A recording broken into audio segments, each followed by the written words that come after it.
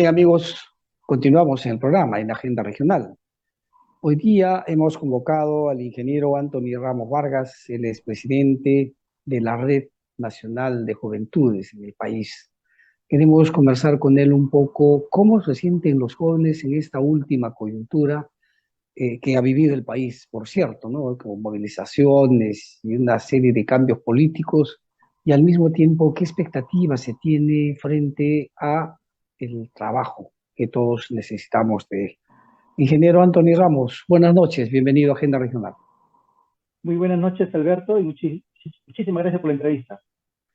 Muy brevemente, ¿cómo ve la juventud de hoy esta coyuntura política que hemos vivido durante casi los 8 meses, donde ha habido una serie de contradicciones, controversias económicas, sociales y culturales, al extremo que hemos perdido vidas humanas en este tipo de reclamaciones desde el punto de vista constitucional, apelando a salir a las calles y exigir que se les escuche? ¿Qué piensan los jóvenes? Bueno, como tú mismo lo has mencionado, se han dado situaciones sociales y políticas muy graves, las cuales ha tenido como consecuencia la pérdida de vidas. Uno de los principales puntos que hemos resaltado desde la juventud es que no existen los canales de interlocución entre la sociedad civil y el Estado.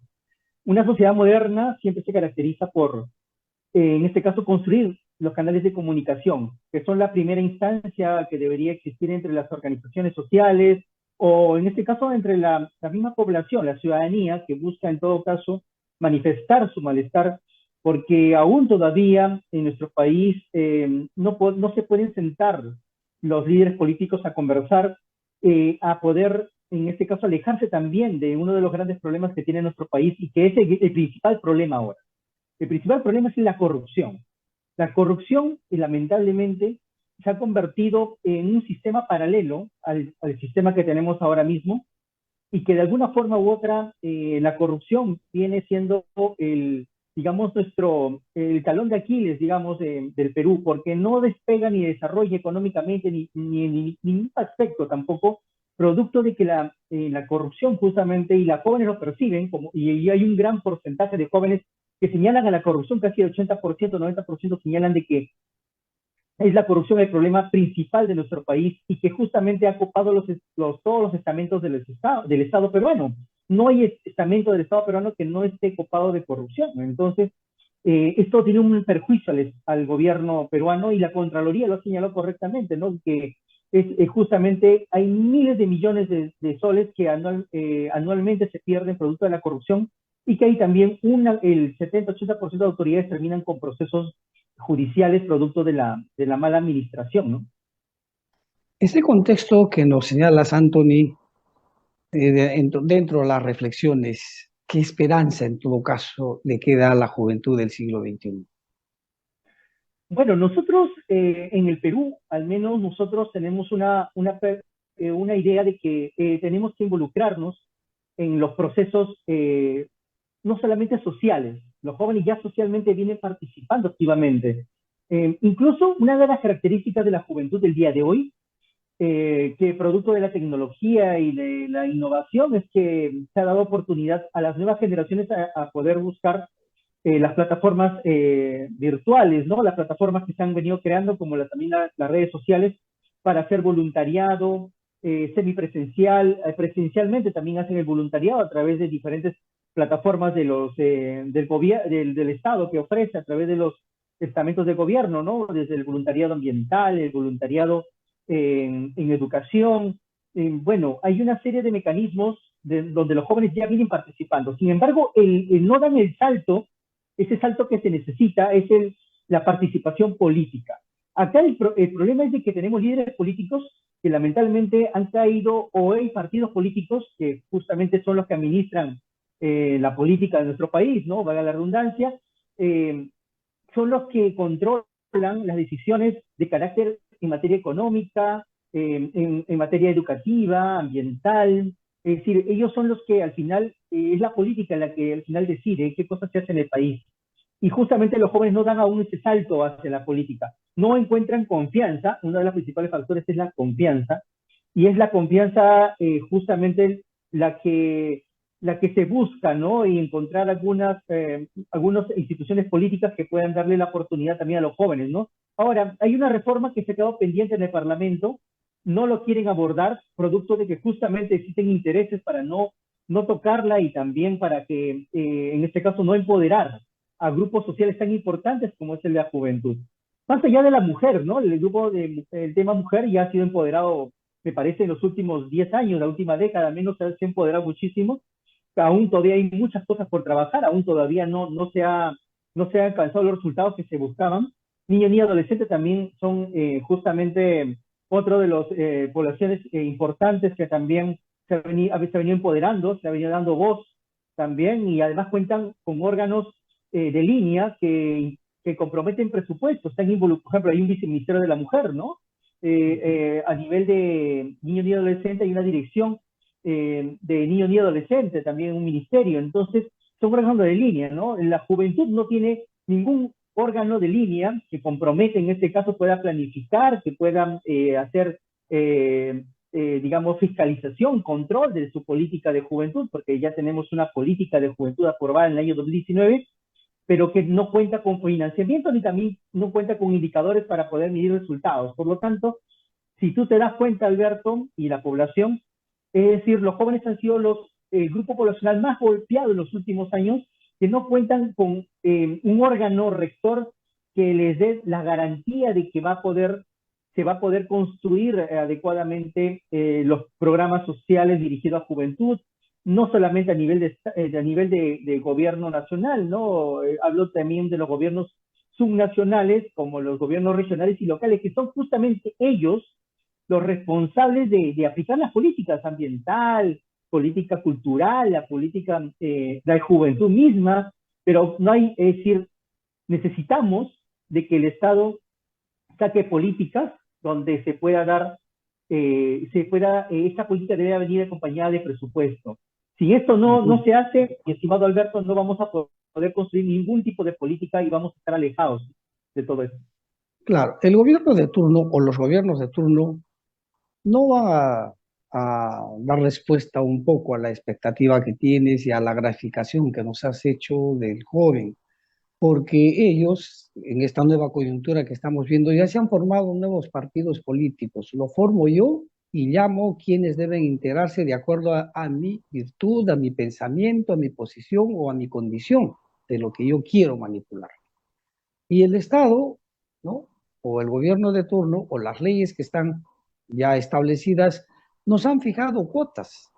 Entonces yo como soy dueño de un partido tradicional o soy un politiquero tradicional y he formado una nueva institución política, dice, con cambio, renovación, etcétera, para darle oportunidad a todos, entre comillas, pero a la hora de ejercer la democracia interna, lo que hago es cumplir con mi cuota joven, mi cuota mujer, y yo sigo siendo el mandamás. ¿Crees tú que el joven está conforme, ¿no? Dentro del proceso de modernización, dentro del proceso de participación política, está contento con estas cuotas que más bien los limitan, lejos de darle autonomía y desarrollo intelectual de la juventud? Pues sí, tienes toda la razón. Justamente tu reflexión yo la comparto porque más allá de la reforma, que es al final la reforma es como que te obligo, ¿no? Hago cambios para obligar a los partidos políticos a fortalecer, en todo caso, la democracia participativa, diríamos así, dentro de la institución política.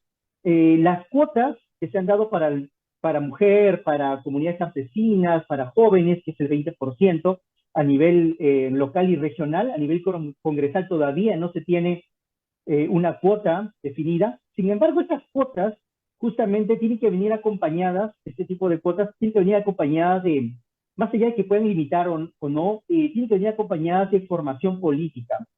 Trabajo, más bien, yo pienso que hay un trabajo pendiente y hemos visto ahora mismo algunas denuncias, ¿no? En algunos medios de comunicación donde señalan que los partidos políticos gastan su presupuesto en actividades que están relacionadas con el tema político, pero al final de cuentas estas actividades no cristalizan resultados, ¿no? Es decir, no hay forma de cómo, digamos, cuantificar resultados en este caso encontrando quizás un nuevo, por regiones, encontrando nuevos líderes, quizás capacitándolos en materia política, gestión pública, que es importantísimo, y que es algo que adolece justamente en nuestro país, es la gestión pública. Los congresistas, los gobernadores, las autoridades que asumen el control del país son de partidos políticos, tanto nacionales como regionales, pero si te das cuenta, el día de hoy tenemos cuestionamientos a autoridades que tienen denuncias justamente producto de que no han tenido una mala administración, ¿no? De sus gobiernos regionales o locales, o también son producto de que estas autoridades no han sido bien elegidas en el sentido de que no han sido bien evaluadas y tienen denuncias, tienen una serie de cuestionamientos, los cuales han generan incluso el día de hoy desconfianza y generan un problema y debilitamiento para la institucionalidad del país. Los jóvenes tienen claro de que tienen que asumir un control del país. Es decir, ese es el reto el día de hoy, Alberto.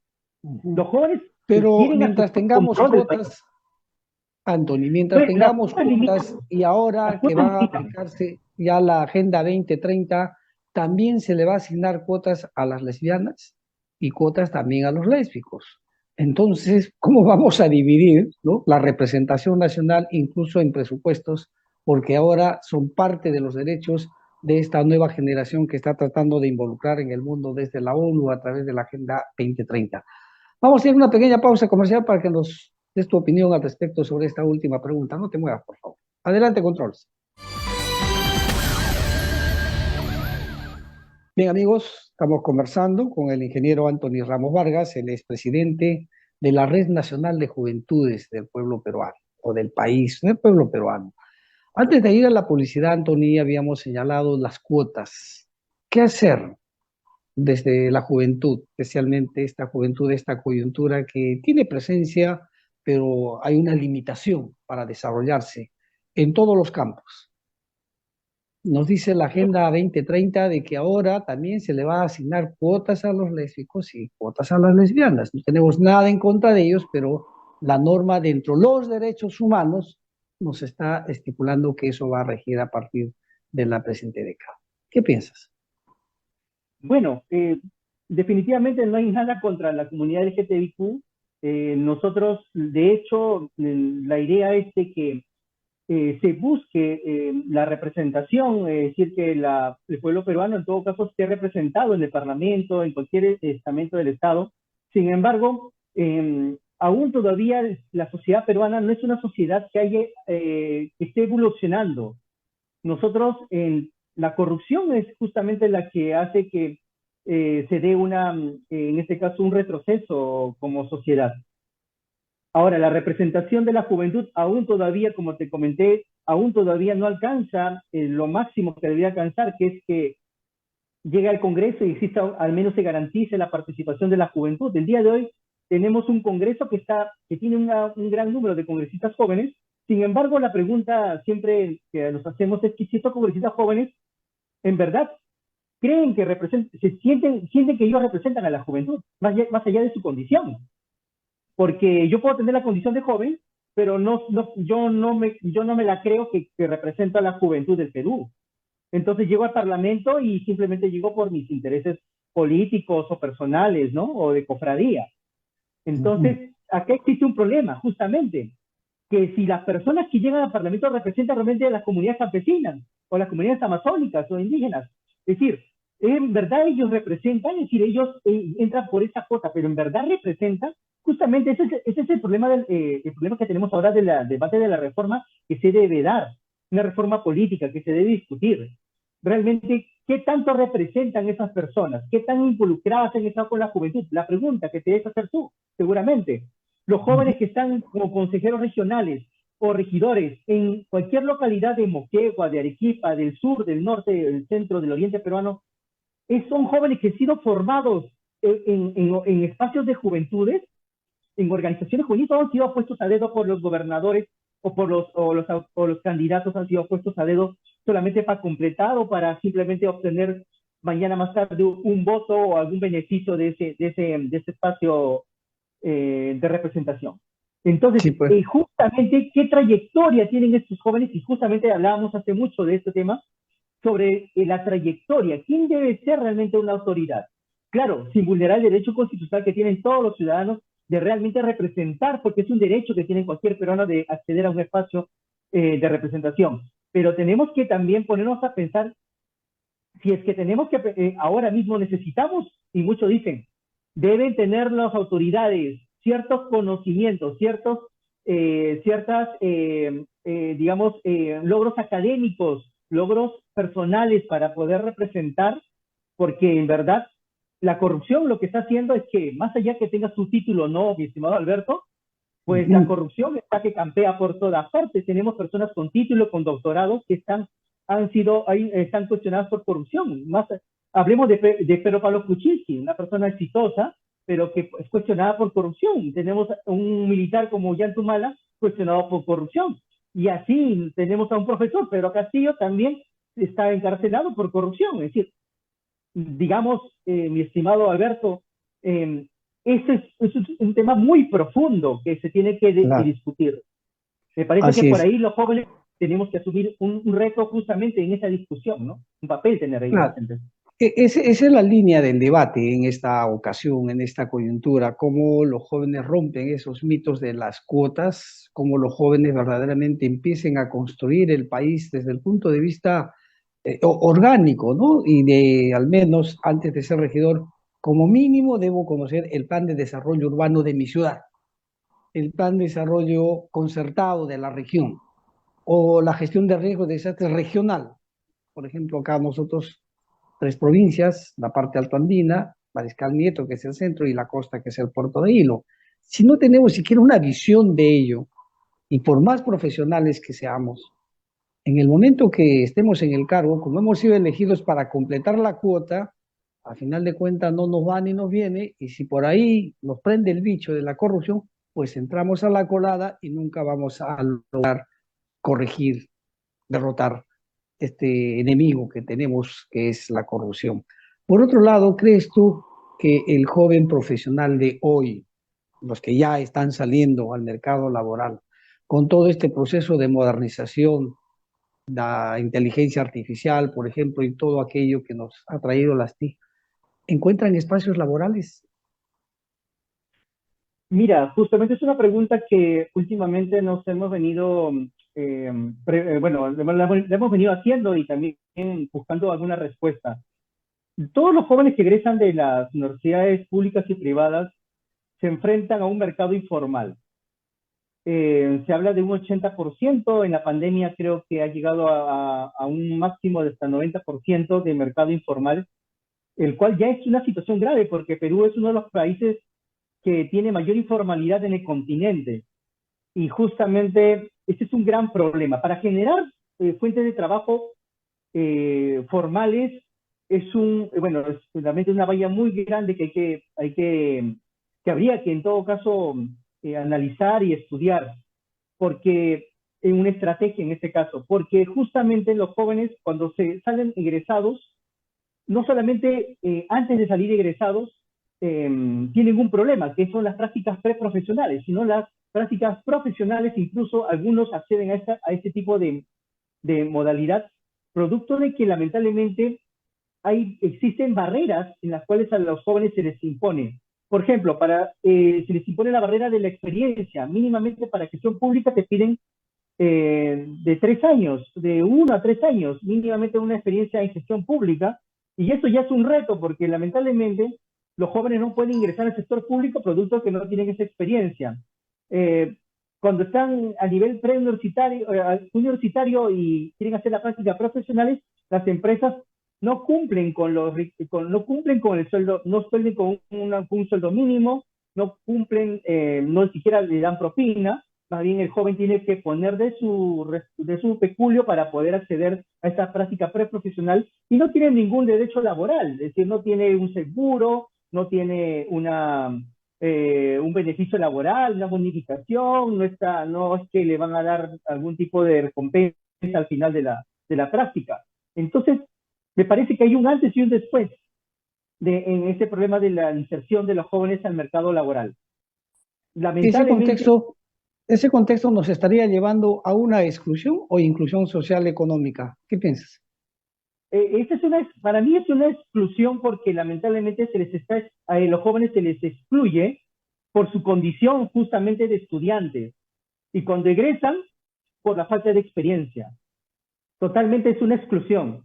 Porque entonces, si vamos a empezar a calificar quién sabe más o quién tiene más práctica y teoría, entonces existen muchas personas bueno, que en este caso tienen las condiciones, han tenido las condiciones o en este caso la suerte de poder hacer las prácticas o en este caso las prácticas preprofesionales antes de egresar y cuando en este caso pueden afrontar mejor el mercado laboral que se les presenta. Entonces, no todos tienen esa suerte, no todos tienen padrino para ingresar a un centro de labores, no todos. ¿Por qué? Porque justamente el mercado laboral es informal, mi estimado Alberto. El mercado no es parejo para todos. No es que me llego al mercado laboral y todos son formales y las ofertas de trabajo están ahí servidas. Por más que me manden de barrendero, voy a tener un seguro social, voy a tener beneficios laborales, pero eso no es así. Ingresan al mercado laboral los que tienen contactos, los que tienen amigos, ingresan el que son recomendados. Y es así, Claro, mi estimado o tienen Alberto. la tarjeta, ¿no? Tienen el famoso tarjetazo. Claro, Y, tienen y el el otro es tarjetazo. también de que las entidades públicas y privadas para hacer prácticas no tienen convenio con determinadas entidades del Estado, tanto públicas como privados, y por lo tanto se evitan problemas de riesgos de salud, de pago de salarios, etcétera, lo que tú has mencionado, y por lo tanto, pues como no hay convenio, no puedes hacer tus prácticas. Esto lo estamos viendo día a día. Pero sin embargo, tenemos un Ministerio de Inclusión Social. ¿Cuál sería o cuál es su papel en todo caso de este ministerio? Bueno, yo pienso que, a ver, acá el ministerio, el ente responsable es el Ministerio de Trabajo, y en ellos, en este caso, bueno, hay un problema acá, porque este es un problema multisectorial. Porque el Ministerio de Trabajo busca puestos de trabajo, ¿cierto? Y Ujú. claro, dice, va al mercado y encuentra empresas, las pocas empresas que son formales, dicen, yo ya tengo copado mi mercado de puestos y ya no puedo ofrecerte más. Entonces, existe ahí un problema, porque mientras el Ministerio de Trabajo busca puestos de trabajo para jóvenes, supongamos, hay un programa que busca justamente eso, el mercado laboral no hay una oferta digamos, ni tampoco una demanda de puestos de trabajo. Entonces, ¿quién es el responsable de fomentar la formalización? Tenemos a un Ministerio de la Producción que tiene un viceministerio que está relacionado con las MIPES, por ejemplo, con las pequeñas y medianas empresas. Eh, tenemos el Ministerio de Inclusión Social que en todo caso debería velar porque no se dé este tipo digamos, de vulneración de derechos de los jóvenes a poder acceder al mercado laboral. De hecho, Ujú. hay un abuso de las empresas, muchas empresas incluso hasta formales, y que no pagan sus derechos laborales. Pero ahora, ¿cómo le exiges a una empresa formal, que son las que pagan sus impuestos, que son un 10% en el país, cómo les exiges a esas que den más cuando la tarea acá del gobierno, de los gobiernos y del Estado en su conjunto, es de generar formalidad? ¿Cómo formalizas? ¿Cómo los atraes al mercado formal y le das la seguridad para que ellos se sostengan y puedan construir su proyecto empresarial y esto se pueda generar la oferta y demanda de puestos laborales? Entonces, ¿cómo hacemos esto? Me parece que Ujú. acá la tarea también involucra al Ministerio de Economía y Finanzas, que tiene que hacer reformas en materia económica, que tenemos que dar beneficios, no solamente darle beneficios a los empresarios, a los que están en la otra orilla de la formalidad. Tenemos que buscar darles beneficios a los ciudadanos. Me parece que acá la responsabilidad también es que para formalizar tenemos que ayudar, que los ciudadanos tienen que colaborar. Los ciudadanos tienen que comenzar a ser parte del proceso económico. Hablo desde Ujú. la compra, la venta, y tienen que exigir sus facturas, sus boletas, tienen que ellos recibir, me parece, hay una propuesta de nosotros justamente que hemos presentado al MEP y que tiene opinión ya, que devolverle un porcentaje del IGB a los ciudadanos por presentar boletas y facturas. Y a los empresarios Claro. que dan estas boletas y facturas también se les darles un devuelva. incentivo, ¿no? Darles un incentivo. Creo que eso es lo que está faltando en el país, masificarlo. Espero que el trabajo que ustedes vienen realizando a través del RENAJUB sea pues exitoso y sigan creciendo en diferentes lugares del país para que podamos poner un poco de orden con la juventud del siglo XXI frente a lo que se está distorsionándose con la politiquería que hoy día está gobernando el país. Anthony Ramos, muchísimas gracias. Habrá una nueva oportunidad para continuar conversando sobre el tema. Muy buenas noches. Muy buenas noches, muchísimas gracias. Gracias a usted. Bien, amigos, esto ha sido todo por hoy. Nos despedimos hasta el día de mañana, siempre en el mismo horario. Muchísimas gracias y que tengan muy buenas noches.